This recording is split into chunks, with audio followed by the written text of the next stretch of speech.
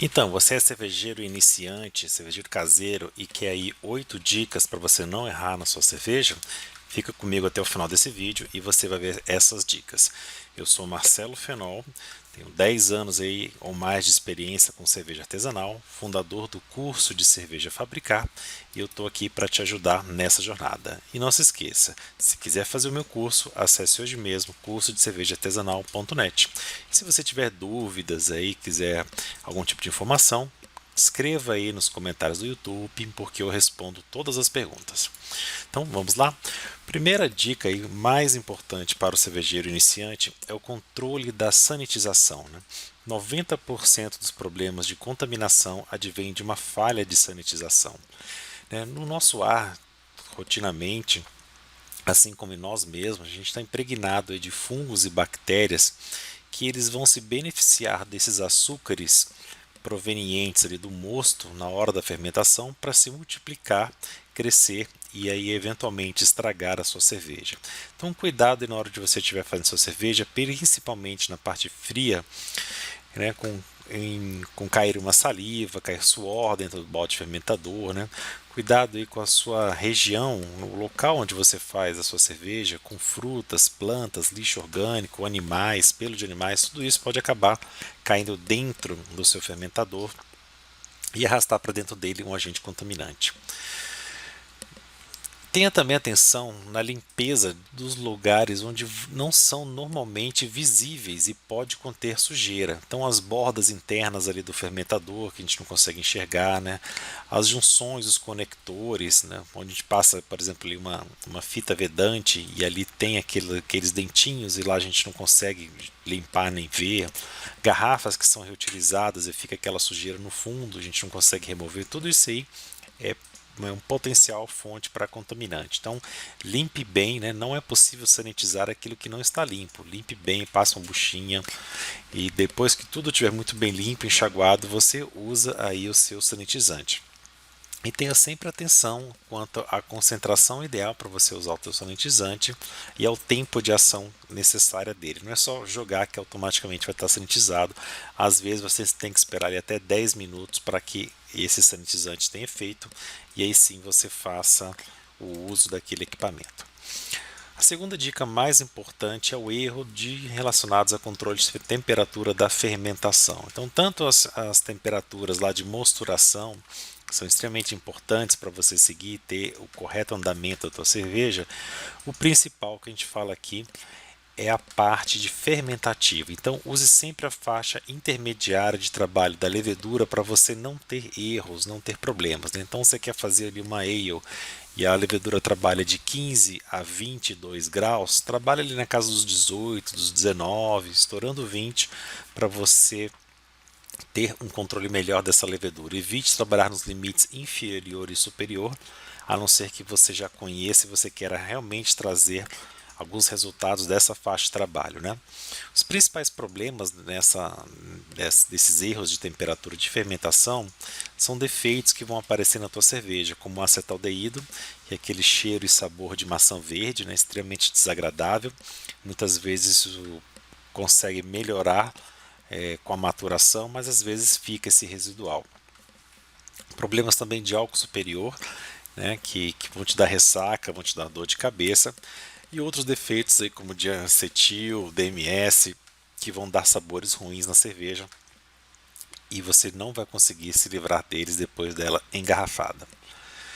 Os 3 primeiros dias são os mais sensíveis para a fermentação. Então, se você não tem, por exemplo, a condição de ter uma geladeira dedicada para você fazer cerveja, tenta colocar o teu fermentador dentro de um balde, um isopor grande, né? Tenta colocar ali algumas garrafas congeladas e trocando a cada 6 horas, a cada 8 horas, para você ter uma temperatura mais fria, né? Nosso Brasil aí, ele é extremamente tropical, a maior parte das pessoas tem temperaturas que vão de 30 até 40 graus e isso não é adequado para a gente fazer cerveja. Então, tenta fazer um controle, nem que seja nesses 3 primeiros dias. Isso aí já vai te dar um resultado bem melhor na sua cerveja. Evite flutuações, né? A levedura ela não gosta de flutuação. Então, para você sair de uma cerveja boa e começar a ter uma cerveja excelente, você vai ter que ter um controle bem maior sobre o teu processo fermentativo. Então, evite a flutuação da temperatura, né? Tenta manter ali as variações em torno de 1 grau. Evite temperaturas elevadas acima do range da levedura, isso vai gerar defeitos, problemas, né? Um estresse celular. E evite também temperaturas muito frias, né? Abaixo do desejado, isso também vai gerar estresse celular, isso pode interromper a tua fermentação, pode não ter célula suficiente para conduzi-la até o fim e por aí vai. Algumas exceções estão relacionadas às leveduras Kveik, que elas são extremamente resistentes em fermentar em temperatura ambiente, não gerando defeitos, e levedura Saison, que tem uma flexibilidade maior do que as leveduras tradicionais. Então, se você está começando aí e quer uma levedura que te dê menos problema, tente trabalhar com Kveik e Saison. No link que você vê abaixo, você pode encomendar leveduras Kveik diretamente comigo. Terceiro ponto aí de sugestivo é a manipulação da levedura, né? Então, a levedura ela é extremamente sensível a qualquer tipo de impureza. Então, nesse momento ali, quando você estiver colocando levedura, qualquer impureza, qualquer vacilo que você der, você vai estar acrescentando junto com o seu mosto algum agente contaminante. Então, quais são os principais atenções que você tem que ter? Primeiro, é em relação à quantidade necessária de fermento. Você tem que ter a quantidade mínima necessária, né? Então, um pacotinho desses geralmente faz ali 20 litros até uma densidade de 1050, mas se você fizer cervejas mais alcoólicas ou fizer lagers, você vai ter que dobrar a quantidade de leveduras para a sua cerveja, né? Então, coloque sempre o desejável para evitar até que uma eventual contaminação não concorra com a sua levedura, que a levedura possa consumir rapidamente todo o açúcar e fermentar bem rápido, né? Veja também a validade da levedura. Leveduras geralmente têm de 6 meses a 1 ano de validade e para secas, né, e de 1 mês a 2 meses para as líquidas. Veja se ela está no período de validade para você não estar colocando uma levedura que já está muito ruim, muito enfraquecida. Se a sua levedura for do tipo seca, verifique se ela precisa da hidratação, que é aquela etapa de colocar ela por 10 a 15 minutos com um pouco de água ali, temperatura de 30 graus centígrados, para ela ser previamente hidratada e depois inoculada. Isso garante que 100% das leveduras que estavam liofilizadas lá dentro, né, que estavam secas, fiquem ativas, boas para fazer a sua fermentação. Para você ter uma fermentação bem ativa, faça sempre uma boa oxigenação do seu mosto, seja aí com uma bombinha dessas de aquário, bombinhas de respiração, né, dessas que fazem aí para respiração, ou uma outra fonte de oxigênio mais interessante que você tiver. Se você não tiver nenhum tipo de aparato desses, pelo menos faça um bom balançar ali do seu balde, né, balance bastante para inocular. Uma coisa que eu não recomendo é aquela queda do mosto, onde você abre a torneira e ele cai ali mais ou menos 1 metro de altura dentro do balde. Esse movimento ele acaba que vai arrastando pelo ar qualquer contaminante que esteja ali à volta. E você novamente entra no risco de acabar inoculando alguma bactéria junto aí com a sua levedura. Por isso, cuidado com esse tipo de contaminação. Um erro também muito comum que eu vejo nos alunos, né, e o pessoal acaba não dando atenção, é em relação ao cloro da água pública. Então, se você colocar esse tipo de cloro, né, o cloro estiver presente ali, a sua cerveja vai ficar com gosto de remédio, um gosto bastante ruim. Então, se você é iniciante, tenta usar aí água mineral, né, um galãozinho de 5 litros, 10 litros, 20 litros, não vai aumentar tanto assim o custo da sua água cervejeira e você vai ter a certeza que você está usando uma água de excelente qualidade. Se não, né, use um filtro pelo menos de 3 estágios para você ter certeza que está removendo aí a maior parte possível do cloro. Os filtros de um estágio normalmente só removem 70% do cloro e esses 30% residuais pode acabar também dando esses defeitos na tua cerveja. Ao usar água filtrada, faça o teste do cloro, né? Você põe de comprar um kit desses para a piscina, é bem baratinho, custa R$20, dá para fazer aí por anos o teste para saber se ainda tem cloro residual. Ou adicione, né, ou adicione 1 grama de vitamina C para cada 20 litros da água. Né? A vitamina C tem a característica de ela reagir com cloro e criar um outro agente que é floculado, fica lá embaixo e você acaba conseguindo eliminar todo o cloro da sua água. Só evite de usar vitamina C efervescente ou aquelas que têm saborizantes. Isso aí vai passar o sabor para a tua cerveja. Né? Procure sempre usar de comprimido ou de cápsula. Quinta dica está relacionada a um processo, né? Fazer da mesma forma, repetidamente e aperfeiçoando, isso vai melhorar muito a qualidade da tua receita, da tua cerveja. Então crie uma forma padronizada e completa que envolva todas as etapas, né? Documente se for necessário para que você relembre todos aqueles passos que vão desde a separação dos seus equipamentos, a limpeza deles, né? A preparação da sua água, a mosturação, a fervura, o esparge, depois a fervura, o resfriamento, a fermentação, depois o envase e em si terminando aí com a prova da cerveja. Então, repita sempre esse processo, observando tudo aquilo que você está anotado, né? Aperfeiçoe aquilo que não deu certo. Meça tudo o que você puder, as temperaturas, volumes, pH, densidade. Isso vai te ajudar a entender o que está acontecendo e fazer eventuais correções. Experimente a sua cerveja desde a preparação do mosto até ela pronta. Reconheça esses sabores. Assim como quem mexe com cozinha e começa a provar um molho até ter o prato pronto, faça isso com a sua cerveja também. Vá experimentando, vá aprendendo, ter essa memória sensorial do gosto que tem que ter o mosto, do gosto que tem que ter uma cerveja no início de fermentação, no meio da fermentação, ela pronta, mais verde, depois maturada. Isso vai te ajudar muito a conhecer a sua cerveja, identificar problemas e a corrigir. Não mude muitas variáveis do seu processo de uma vez, né? Mudar poucas variáveis de cada vez ajuda a entender melhor os efeitos dessas mudanças e acertar mais. Procure sempre comparar o realizado com o planejado. Isso vai entender se aquele teu plano, aquelas medidas que você tinha lá na hora de fazer a sua receita, estão adequadas. Sempre aprenda com seus erros. Tudo aquilo que não der certo, né, conserte e para a próxima vez não errar. Não reinvente a roda, isso aqui é uma coisa que eu vejo demais, né? Pessoal querendo usar coisas novas para fazer coisas que já existem. Então, use a experiência comprovada. Se tem lá um equipamento certo para fazer tal coisa, cara, gasta um dinheirinho, compra o equipamento certo. Não tenta fazer do seu jeito ali, de um jeito que você não entende, do jeito que você não sabe se vai dar certo. Muitas vezes isso acaba gastando dinheiro, fazendo coisa errada, ter um processo aí que não ajuda.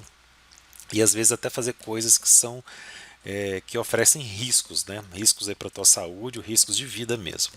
E não faça gambiarras, pelo amor de Deus, gente. Tem as coisas certas, né? Investe naquilo que você gosta. Não faça gambiarra, isso é perigoso. Pode te gerar algum problema para você, para um familiar, para um amigo no futuro, ok? No sexto item, escolha bem os seus ingredientes, né? Bons ingredientes fazem boas cervejas. E na hora que você for comprar esses ingredientes, você tem que dar uma analisada com o teu fornecedor e ver, por exemplo, como é que ele armazena, né? Se ele deixa lá tudo jogado, aberto, né? Eu já vi, por exemplo, lojas que vendem a granel e guardam em caixas totalmente abertas. Então, se tiver roedor ali, se tiver algum inseto, tudo que ele vai ter acesso à noite a esses ingredientes, nesses grãos. Então, é muito perigoso esse tipo de armazenamento. Então, tanto com o seu fornecedor quanto na sua casa, se você guarda insumos, cuide-os para que ele tenha um bom armazenamento. Cuidado aí com esses fornecedores que fazem fracionamento, né? Como eu já falei no caso dos grãos, que é perigoso haver contaminantes aí como roedores, insetos e tudo mais. Também tem aqueles que fazem fracionamento de lúpulo, né? Deixa o lúpulo ali num saco, esse saco está aberto, guarda isso em vasilhames plásticos e você vai perder muito na qualidade desse ingrediente. Então, procure sempre comprar embalagens fechadas que foram feitas no fabricante. Atenção à validade também dos teus insumos, né? Tudo na cerveja tem validade, tanto os grãos, talvez sejam aqueles que suportam a maior parte do tempo, né? Passando aí pelos lúpulos e finalmente as leveduras que são as mais sensíveis. Mas dá uma olhada nos lúpulos, tenta comprar o lúpulo que seja daquele ano que você está fazendo cerveja, no máximo um ano anterior. Se eu comprar um lúpulo aí com 2, 3 anos, ele já vai ter perdido boa parte da qualidade sensorial dele. E cuidado com as alterações dos dados técnicos. Muitas vezes a gente monta a nossa receita baseada naqueles dados que está no banco de dados, mas os ingredientes que a gente compra, ele tem outros dados. Às vezes o grão está mais escuro ou mais claro, às vezes o lúpulo está mais amargo, né, ou menos amargo, alfa-ácido, e tudo isso pode influenciar no resultado final da tua cerveja. Então compare quando você receber esses insumos e ajuste a sua receita antes de você fazer a sua cerveja. Em relação a todo o processo de braçagem, eu trouxe aqui alguns cuidados com a fervura, que muitas vezes ela é menosprezada, né? Então, tem a importância muito grande você fazer um resfriamento rápido. Resfriamento rápido vai ajudar em muitas coisas na tua cerveja. Ele vai promover uma coagulação proteica mais rápida, que vai ajudar a clarificar a tua cerveja, né? A proteína vai decantar lá para o fundo, então você vai ter um mosto bem mais clarinho para mandar para o fermentador, né? E você não vai ter efeitos indesejáveis do não resfriamento, como por exemplo esse mosto quente, né, quando você coloca aquele lúpulo final de acabamento ali promovendo sabor. Se você não faz o resfriamento, os óleos essenciais eles são muito voláteis, eles vão acabar aí sendo tirados da sua cerveja por conta desse mosto que está muito quente. Você também vai poder estar promovendo um amargor maior do que o planejado pela falta do resfriamento, né? Coisas desse tipo. A partir do resfriamento também tome muito cuidado com a contaminação, né? Tudo a partir daí tem que ser muito bem sanitizado, controlado para que nada caia no mosto. E durante a fervura, né, cuidado com o DMS, né? Não faça a fervura com a tampa fechada, né? Deixe a tampa fechada apenas para você chegar na temperatura de fervura, depois você tira a tampa. Hoje os grãos eles estão mais bem malteados, né? É bem difícil a gente achar defeitos como DMS, mas ainda assim é possível. Então, tirar a tampa durante a fervura, assim como o resfriamento rápido, ajuda você a evitar defeitos de DMS, que é aquele gosto de suco de tomate, legumes cozidos que pode ter a tua cerveja. Penúltimo aqui, né, penúltimo slide aqui, o último item, adeque a receita a você, e não você a receita, né? A maior parte de nós acaba que iniciantes procura uma receita pronta e quer fazer ipsiliteres o que está naquela receita, e na verdade a gente tem que fazer o contrário. A receita é que tem que se adaptar a nós, né? Então, ajuste os ingredientes da receita, aquelas que tem no seu fornecedor. E aí você talvez precise de um software para fazer esse tipo de ajuste, né? Colocar a receita lá no software, depois ver o que o seu fornecedor tem, né? Os parâmetros técnicos dos ingredientes e fazer eventuais ajustes. Ajuste a eficiência da receita para o seu processo e o seu equipamento. Às vezes a receita está, por exemplo, lá pensando em 75% de eficiência e você faz um método BIAB que tem 55% ou 60% de eficiência, né? Isso vai te deixar uma cerveja mais aguada, mais fraca. Ou o oposto, né? Você tem um processo muito eficiente e a tua receita está baseada na eficiência baixa e você acaba tendo uma cerveja muito alcoólica, né? Então adeque a eficiência e o processo para o seu equipamento. Utilize esses dados nos softwares adequados para você estar ali, ter uma receita mais precisa para você. Aprenda a usar aí um Beersbit, um Brewfather, não é difícil, aqui no canal tem vários vídeos ensinando e aí você vai ter um planejamento muito melhor, muito mais próximo daquilo que você vai acabar fazendo. E se você está começando, procure ser simples no começo, né? Não tente fazer aqueles estilos mais difíceis, não tente usar uma dezena de equipamentos, dezenas de ingredientes, porque você não tem ainda o controle, o conhecimento dos efeitos deles. Então procure fazer estilos fáceis, como uma Stout, uma APA, uma Belgian Ale, né? Até uma American Weiss, né, uma cerveja que são mais fáceis, né? Procure poucos ingredientes. Comece aí com cervejas que a gente chama de smash, um único malte e um único lúpulo e um único fermento. E aí vai te deixar maior controle para você fazer esse tipo de cerveja, né? Procure sempre um processo simplificado no começo. Evite, por exemplo, fazer o sparge se você está começando, né? Faça o método no sparge, deixe isso para depois. Não faça muitas rampas, faça uma rampa única ali de mosturação. Tudo isso aí vai te dar maior controle, principalmente no começo. E tenha sempre o controle bem apurado, né? Domine ali as técnicas de aquecimento, de controle de temperatura, da sua mosturação, né? E depois os tempos adequados ali para você fazer toda a sua fervura, resfriamento, fermentação, para você ter um maior controle do seu processo.